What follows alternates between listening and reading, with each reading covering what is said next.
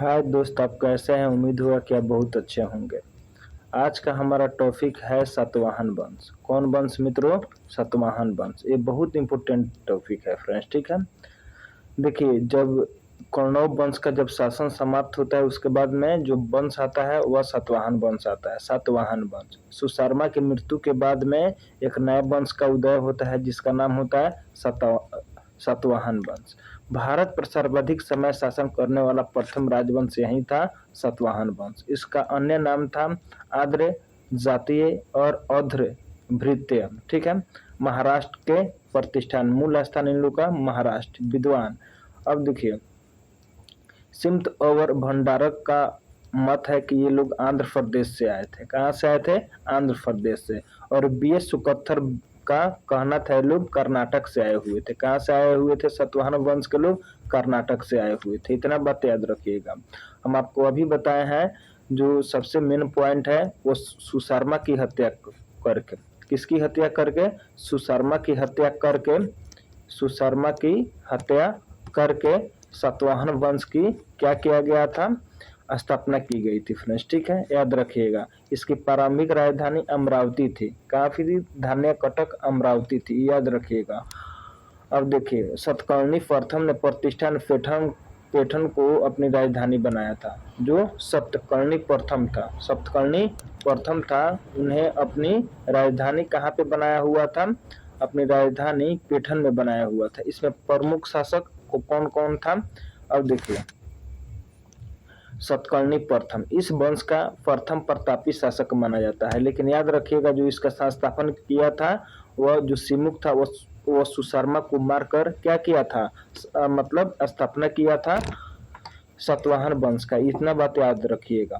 सतकर्णी प्रथम इस वंश का प्रथम प्रतापी शासक माना जाता है, सतकर्णी प्रथम। इसके बारे में समस्त जानकारी नागनिका के नानाघाट अभिलेख से प्राप्त होता है मित्रों। इतना बात याद रखिएगा। जो कहाँ पे है? पूना में है। कहाँ पे है नानाघाट अभिलेख? पूना में। नानाघाट कहाँ पे है? पूना में है, ठीक है। उसके बाद में यहाँ पे आइए मित्रों, जो हमारे लिए सबसे इम्पोर्टेंट है।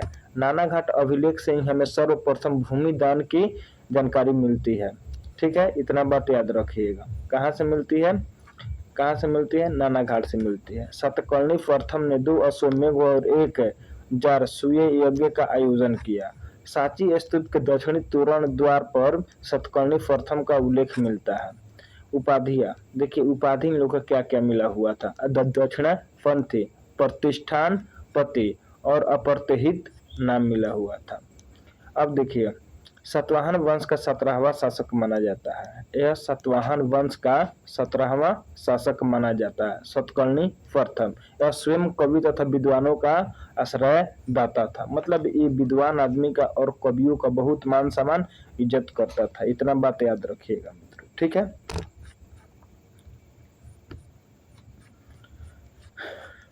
याद रखिएगा इतना। उसके बाद में है हाल की रचना में गाथा सरस्वती, जो भाषा में लिखा गया था, प्राकृतिक भाषा में लिखा गया था। और ये जो लिखा गया था श्रृंगार रस प्रधान काव्य है, ठीक है। भगवान शिव की स्तुति से प्रारंभ होता है फ्रेंड्स, ठीक है। हाल के दरबार में गुवाडेय व सर्वमेन जैसे विद्वान निवास करते थे। उसके बाद में आते हैं गौपुत्री गौतमी पुत्र सतकर्णी, 106 ईसा पूर्व से 130 ईसा पूर्व, ठीक है मित्रों। सतवाहन वंश का 23वां शासक था, जिसका नाम क्या था? जिसका नाम था मित्रों, याद रखिएगा, गौतमी पुत्र सतकर्णी। याद रखिएगा, इस वंश का सबसे महान शासक था। और सबसे प्रतापी राजा कौन था?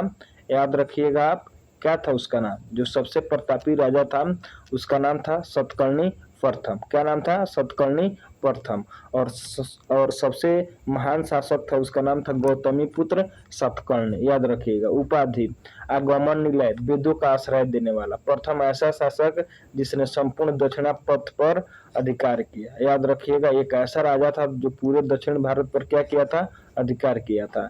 इसने चतुर्वर्ण व्यवस्था का रक्षक कहा गया, मतलब चारों वर्ण का क्या करता था? रक्षा करता था। शकों को हराने वाला और क्षत्रियों को दंभ का विनाशक कहा गया, ठीक है। शकों को पराजित करके वेण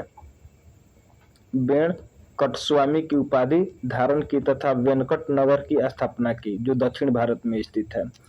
वशिष्ठी पुत्र पुलवामी 130 से 154 ईस्वी तक इसने आंध्र प्रदेश पर पूर्ण विजय प्राप्त की, अतः इसे प्रथम आंध्र सम्राट कहा गया। वशिष्ठी पुत्र पुलवामी को यह सातवाहन वंश का एकमात्र शासक है जिसके अमरावती से अभिलेख मिले हैं।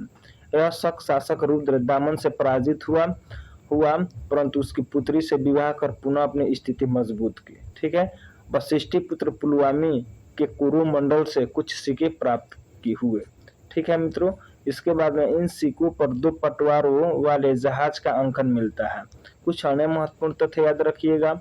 यज्ञ शतकर्णी अंतिम महान राजा माना जाता है सातवाहन वंश का। इसके सिक्कों पर जहाज, मछली व शंख के चित्र बने हुए थे। पुलवामी चतुर्थ सातवाहन वंश का अंतिम राजा हुआ करता था। मित्रों, इतना बात हम लोग को सबसे मेन टॉपिक में क्या रखना है, याद रखना है। ठीक है मित्रों, अब चलिए आज का टॉपिक समाप्त होता है।